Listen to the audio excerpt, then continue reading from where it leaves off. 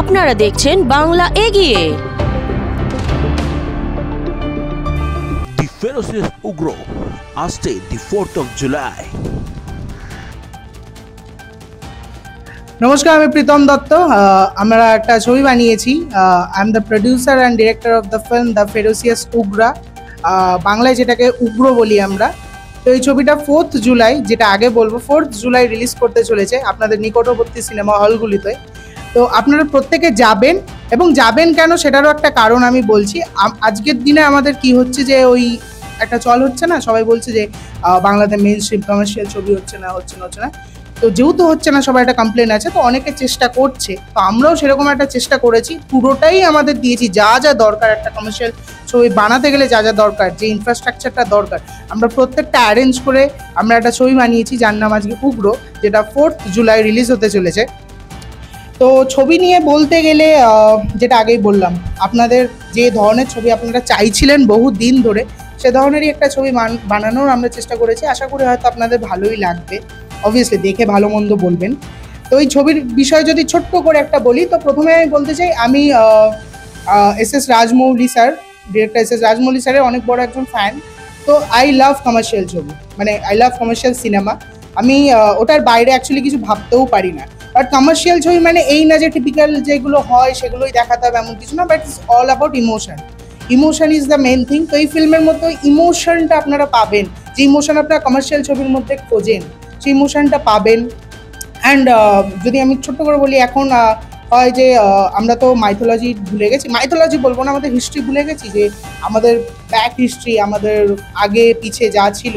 তো অনেক গল্প আছে আমাদের, মহাভারত আছে, রামায়ণ আছে। তো মহাভারতেরই বলতে পারেন যে এই মহাভারত আর রামায়ণের অনেক কিছুর থেকে inspired, kind of similar, but আজকের দিনের মতো করে সেটাকে বানানো।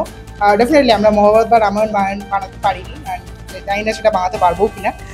বাট ওই ধরনেরই কিছু যে ক্যারেক্টার্স, যেগুলো লার্জার দ্যান লাইফ ক্যারেক্টার্স, আমি এই ফিল্মটাকে লার্জার দ্যান লাইফ হিসেবে রেফার করবো না, not because of the visuals, it's all about the characters. I believe in larger than life characters. Yeah একদম। বাট ক্যারেক্টার্সগুলোই এমনভাবে আমরা ডিজাইন করেছি যাতে প্রত্যেকের ওই ফিলটা হয়, যে ইমোশনাল টার্ময়েল অ্যান্ড অল, সেগুলো অবভিয়াসলি আপনাদের ভালো লাগবে।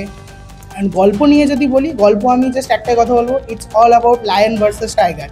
It's a show of lion versus tiger. কে জিতবে সেটা জানতে হলে 4th জুলাই আপনাদেরকে আসতে হবে। অ্যান্ড এটুকুই বলবো, এর বেশি সময় নষ্ট করবো না আমি কারণ। এখানে আমার সাথে রয়েছে আমাদের জয়দা, আমাদের ছবির অন্যতম একজন, মানে আমাদের অন্যতম একটা বড় চরিত্র, মানে in fact the central character of the film, সে আমাদের সাথে আজকে প্রেজেন্ট রয়েছে। এর সাথে রয়েছে আমাদের অরিজিৎ ডিবর। ও আমাদের ছবিতে একটা ক্যারেক্টার প্লে করেছে, নাম আমি বলবো না, ওই নামটা বলবে, ওই বলতে পারবে ও কী করেছে কী করেনি। তো ও রয়েছে। অ্যান্ড আমাদের সাথে রয়েছে ইমন কল্যাণনাথ দা অ্যান্ড বিল্লাল আচার্যি। এরা দুজনে একটা পাওয়ার হাউস। বিকজ আপনারা যদি ছবির গানগুলো শোনেন, আশা করি আপনাদের ভালো লাগবে। গানগুলো অলরেডি রিলিজ হয়ে গেছে বেশ কয়েক মাস আগেই, লাস্ট সেপ্টেম্বর রিলিজ করে গেছে গানগুলো। ওগুলো আপনার জিও সাবওয়ান, অ্যামাজন প্রাইম, প্রত্যেকটা জায়গাতে আপনারা সার্চ করবেন দ্য ফেরোসিয়াস উগ্রা, সার্চ করবেন পেয়ে যাবেন। তো সেখানে শুনলে আপনারা বুঝে যাবেন কেন পাওয়ার হাউস। তো এইটুকুই বলবো। আমি এরপরে বাকিদের কাছে মাইক্রোফোনটা দিতে পছন্দ করবো, তারাই বলুক ভাই। সো আমি শুরু করবো জয়দাকে দিয়ে। নমস্কার, আমি আদি উরফে জয়, বা জয় উরফে আদি, উগ্রর। এই ফিল্মটার ব্যাপারে আমি কয়েকটা রেফারেন্স পয়েন্ট বলতে চাই। যেইভাবে আমাকে যখন স্ক্রিপ্ট শোনানো হয়েছিল, যেই রেফারেন্স পয়েন্টগুলো আমি আমার চরিত্রায়নের জন্য আমি পিভটাল পয়েন্ট হিসেবে ধরেছিলাম, দ্যাট ইজ মহাভারত। প্রত্যেকটা চরিত্র, যেরকম 3টে এখানে মেইন চরিত্র আছে, আদি, অনন্ত এবং অগ্নি। আমরা 3টে নাম শুনেই বুঝতে পারছি প্রচণ্ডভাবে আমাদের হিন্দু এবং মাইথোলজিক্যাল কিছু ক্যারেক্টার্স বা রেফারেন্স পয়েন্টস এগুলো। আমি আমার চরিত্রায়ন যেভাবে করেছি সেটা একদমই মহাভারতের শকুনি হিসেবে। আমরা যেভাবে আমাদেরকে প্রেজেন্টেশন করা হয়েছিল, মানে আমরা জেনারেলি যেভাবে দেখে থাকি আর কি মহাভারত, সেটা হচ্ছে কৃষ্ণর পয়েন্ট অফ ভিউ বা পাণ্ডবদের পয়েন্ট অফ ভিউ। আমি আমার রেফারেন্স পয়েন্টটা রেখেছিলাম কৌরব এবং শকুনি। তার কারণটা হচ্ছে মিক্স আপ, কারেক্ট। তো যেহেতু আমি আদি ক্যারেক্টারাইজেশনটা শকুনি হিসেবে, যেহেতু শকুনি একজন প্রচণ্ডভাবে পলিটিসাইজড এবং শ্রুড এবং ফেরোশাস, যে নিজের কাজ বার করার জন্য বা নিজেকে প্রমাণ করার জন্য বা নিজেকে ওপরে রাখার জন্য নানান রকম ছল কপট ইউজ করে, সেইগুলো এই ক্যারেক্টারে যেহেতু ছিল, সেগুলো আমি এই রেফারেন্স পয়েন্ট টেনে টেনে আমার চরিত্রায়ন করার চেষ্টা করেছি। আমি এই কথাটা কেন বললাম, তার কারণ হচ্ছে প্রীতম আমাদের ডিরেক্টর, সে যখন এই গল্পটা লিখেছে তখন তার বয়স 18। বয়সটা কেন মেনশন করলাম, তার কারণ হচ্ছে এই বয়সের ছেলেরা, মানে অ্যাটলিস্ট আমি যখন 18 ছিলাম, আমি এত ভাবতাম না। ও ভেবেছে কি না, মহাভারতের ক্যারেক্টারগুলোকে নতুনভাবে প্যাকেজিং করে কিভাবে অডিয়েন্সকে দেখানো যায়, সেটাও ভেবেছে 18 বছর বয়সে। যখন শুটিং করে গেছিলাম, ও 20 বছর বয়সে একটা ছেলে ছিল, যে এন্টায়ার কমান্ডটা নিয়েছে, এতগুলো ক্যারেক্টারকে প্লেস করেছে, এতগুলো ক্যারেক্টারকে কন্ট্রোল করেছে, এতগুলো ক্যারেক্টারকে তাদের ক্যারেক্টারে থাকতে মোটিভেট করেছে, সেটা এই 20 বছর বয়সের ছেলেটা করেছিল। তো আমি প্রীতমের কথা মানে বলতে গেলে আমি থামতে পারবো না, সেটা অন্য কোনো বিষয় নেই, শুধু ওর বয়সের জন্য এবং ওর ম্যাচিওরিটির জন্য। আমি আপনাদের কাছে একটাই রিকোয়েস্ট করব, যে এই বয়সের ছেলেরা যখন এরকম চিন্তাভাবনা নিয়ে সিনেমা করছে আপনাদের জন্য, আমি রিকোয়েস্ট করব আপনারা প্লিজ থিয়েটারে আসুন, এই সিনেমা দেখুন, ভালো মন্দ যা হচ্ছে সেটা আপনারা ডিরেক্টলি আমাদেরকে কনভে করুন। ও চেষ্টা করবে, আমরা সবাই চেষ্টা করব সে আরও ইমপ্রুভ করার, আপনাদেরকে এন্টারটেইন করার, কারণ আমরা আছি আপনাদের জন্য, আর আমাদের দায়িত্ব হচ্ছে আপনাদেরকে এন্টারটেইন করা। আমি রিকোয়েস্ট করব 4th of July 2025 আপনাদের নিয়ারেস্ট থিয়েটারে আপনারা যান এবং উগ্র দেখে আসুন। Thank you so much. নমস্কার, আমার নাম অরিজিৎ। তো আমি এখানে এই উগ্র মুভিতে আমার ক্যারেক্টার বলার আগে আমি কিছু বলতে চাই। আমার ক্যারেক্টারটা সিলেক্ট হয় 2 বছর আগে, 2023-এর 13th of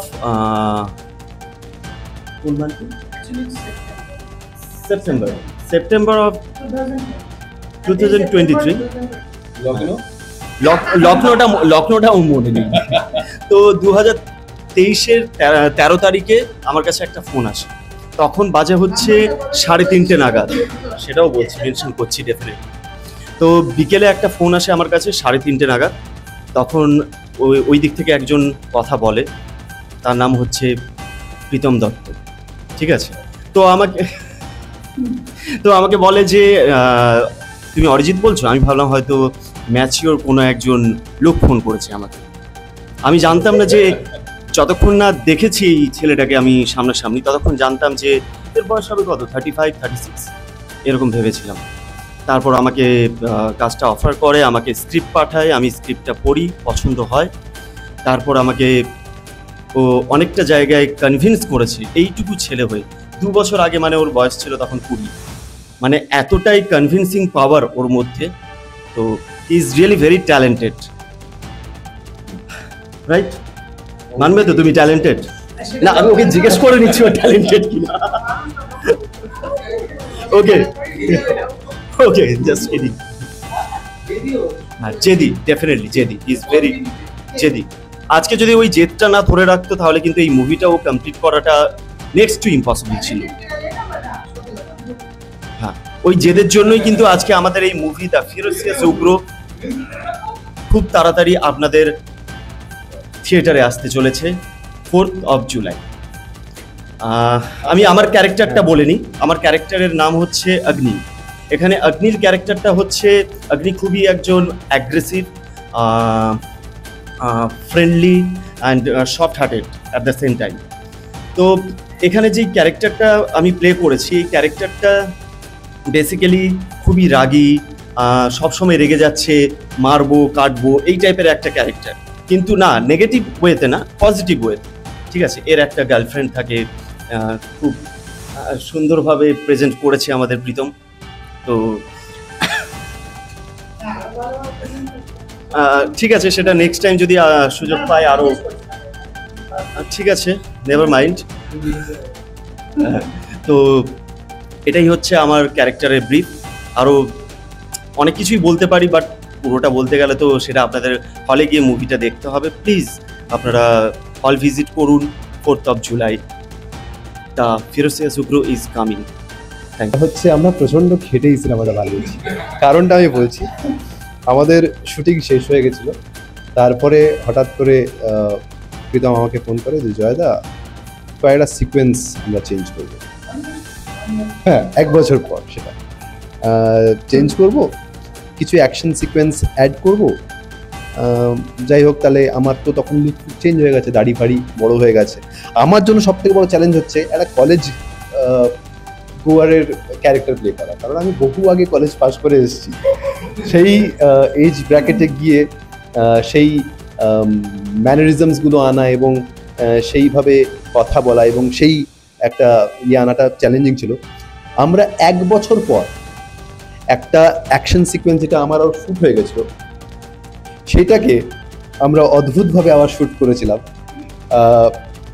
সেখানে কি বলবো, মানে এটা 1 বছর পর সেটাকে মনে রেখে কোন অ্যাঙ্গেলে ঘুষি হয়েছে, কোন অ্যাঙ্গেলে লাথি হয়েছে, সেগুলোকে আমরা আস্তে আস্তে আবার অ্যাড করেছি। কারেক্ট, 150 খানা শট, ছোট ছোট শট নেওয়া হয়েছিল, স্লোমো এবং লং শট সব নিয়ে।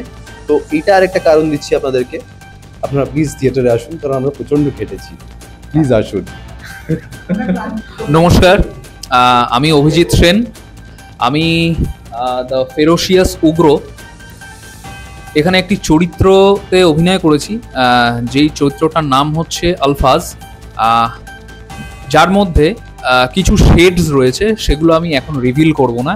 সেটা দেখার জন্য আর জানার জন্য আসতে হবে 4 জুলাইতে আপনাদের নিকটবর্তী সিনেমা হলে বা প্রেক্ষাগৃহে।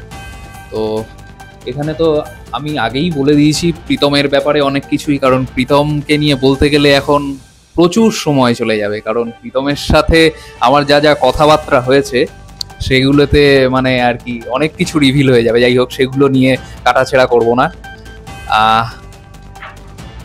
আমি শুধু এটাই বলবো যে জয়দা যেটাই বলছিল একটু আগে, যে এই বয়সে গিয়ে, সত্যি আমিও তাই, এই বয়সে গিয়ে আমি কখনো এরকম কিছু ভাবিনি যে মহাভারতের ব্যাপারটাকে নিয়ে, মানে সেই গল্পটাকে নিয়ে কিছু কিছু জিনিস এখানে তার মধ্যে ইনক্লুড করা, একটা মেটাফরিক্যালি ব্যাপারটা সে ফুটিয়ে তুলেছে গল্পের মধ্যে দিয়ে। তো আপনাদের দেখতে খুবই ভালোই লাগবে, কারণ হচ্ছে প্রচণ্ড টুইস্ট অ্যান্ড টার্নস রয়েছে গল্পের মধ্যে। তো আমি সবাইকে এটাই অনুরোধ করব, আপনারা প্লিজ আপনারা আসুন 4 জুলাইতে, অবশ্যই আসুন দেখতে, সবাইকে নিয়ে।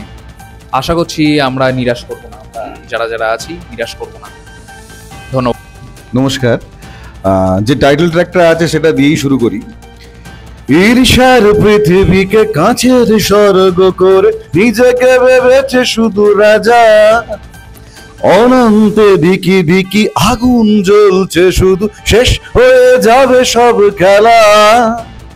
মাৎসর্যের রিপু কুরে কুরে খেলো শুধু দুর্গন্ধের মাঝে নেশা, ষড়যন্ত্রের চাল ছড়াচ্ছে মায়া জাল, রক্তের দাগ খোঁজে ভাষা, জ্বলেছি ঈর্ষার আগুনে, খুঁজেছি রক্ত ফাগুনে, হয়েছি উগ্র অনেক দ্বন্দ্ব অন্তরে।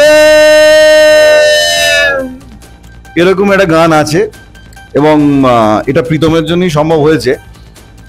প্রীতমের কথা বলতে গেলে ছোট্ট একটা কথা বলেই শুরু করি, সেটা হচ্ছে মেবি লকডাউনের সময় হঠাৎ ও দুটো মানে প্রোডাকশন নিয়ে আসে ওর চ্যানেল থেকে, ইউটিউব চ্যানেল থেকে, অ্যাক্সেস গ্র্যান্টেড, অ্যাক্সেস ডিনাইড।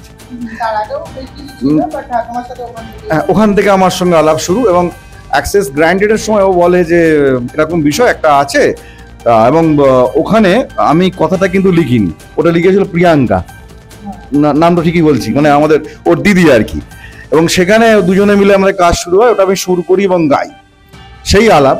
তারপরে হঠাৎ একদিন ফোন আসে, এবং ওর ফোনগুলো আচমকা আসে, খুব ভয়ঙ্কর ফোন থাকে, মানে ওর ফোন আসা মানে কিছু নতুনত্ব ব্যাপার এসে যায়। ও আমাকে মামা বলে, মামা গানটা বানাতে হবে তোমাকে। আমি কি গান বানাবো? না না, ফোন করে যা, নিয়মিত ফোন কর, ফোনের সংখ্যা বাড়িয়েছে, আগে আগে জানাতে বল। ব্যাপারটা হচ্ছে ওর নতুন নতুন ভাবনা আসে, তো গানটা নিয়ে ওর ভাবনাটা ছিল যে গানটা তৈরি করো, কিন্তু গোটা গানটার মধ্যে এমনভাবে লেখো যে সিনেমাটা পুরোটা অতি বলা আছে, একদম অদ্ভুত ব্যাপার সেটা, এবং সেটা ওই কয়েকটা মিনিটের মধ্যে বোঝাতে হবে, খুব চ্যালেঞ্জের মধ্যে ফেলে দেয়, এবং এই শিল্পবোধটাই ওর মধ্যে আছে, তার জন্যই কাজ করে মজা পাওয়া যায়। এবং তারপর মানে নেক্সট যেটা করেও যে আমাকে কিন্তু পুরো ছেড়ে দেয়, আমি ফোন করে বলি যে কিছু মানে বাউন্ডেশন বা কিছু না বলে নিজের মতো তুমি কাজ করো। একটা শিল্পীর পক্ষে কাজ করা তখনই সুবিধা হয় যদি আমাদেরকে ছেড়ে দেওয়া হয়, এবং সেটা আমাদেরও উচিত লিমিটেশন মেনে চলা। সেটা দুজনকার মধ্যেই সেই বন্ডিংটা আমাদের বরাবরই ছিল, আজও আছে, এবং আগামী দিনেও থাকবে। এবং all credit goes to Pritam, কেন প্রীতম দত্ত না থাকলে আজকে এই জিনিসটা হতো না। এবং যেটা সিনেমা হাউসে আসছে 4th জুলাই, আপনার কিন্তু আসতে হবে মানে আসতে হবে। এবং ওই একটু আগে জয় বলছিল যে ভেতরে আগুন লাগিয়ে দিতে হবে, মানে হলে না মনে, এবং সেটা নিয়ে আমরা আগুন লাগালে আবার ফায়ার ব্রিগেড, একদম ঠিক কথা। কাজেই সবাই কিন্তু যাবেন একসাথে, সবাই মিলে কিন্তু তো ফেরোসিয়াস উগরা জমিয়ে দেবো আমরা, এবং কাঁপিয়ে দেবো সমস্ত হল। আসছেন সবাই, নমস্কার।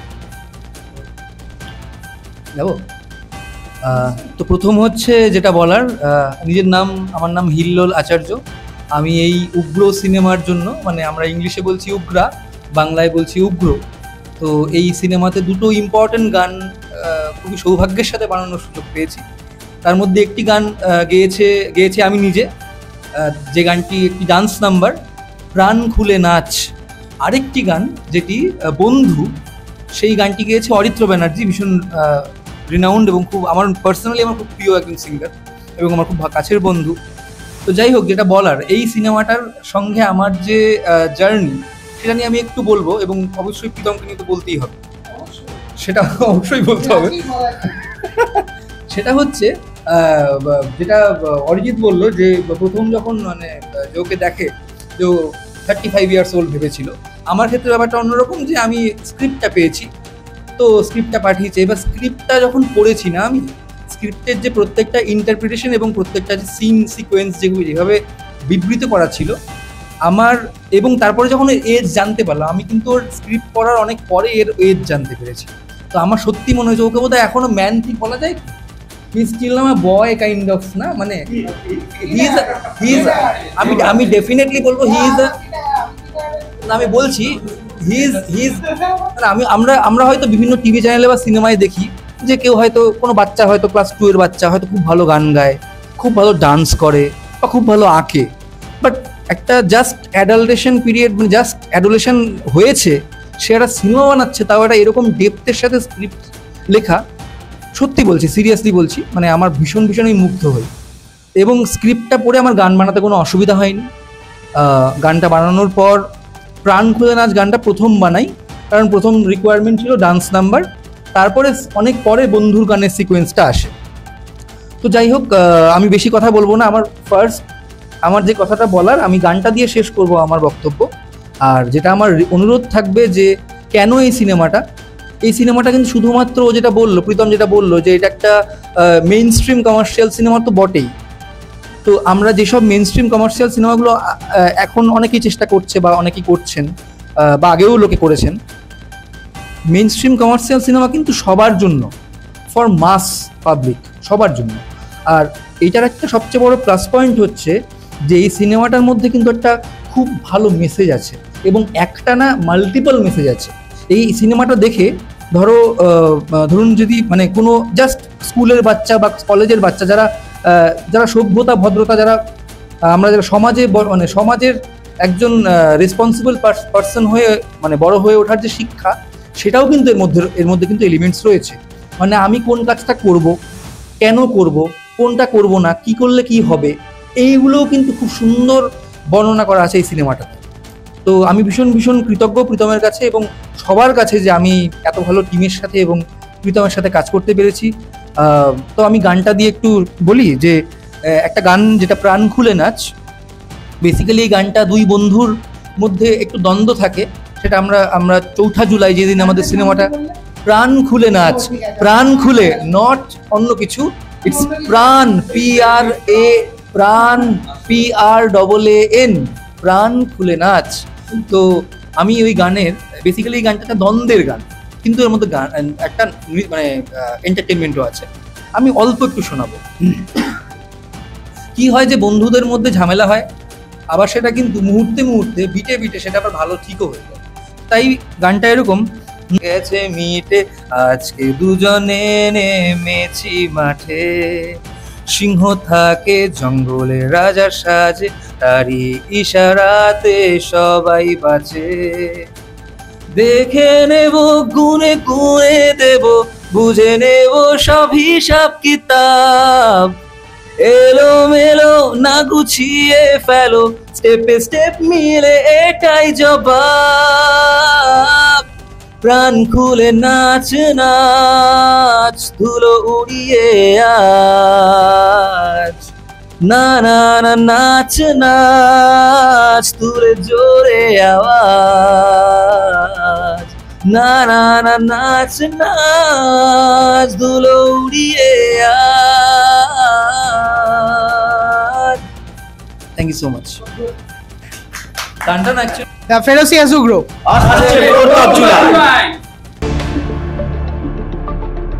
দেখতে থাকুন বাংলা এগিয়ে।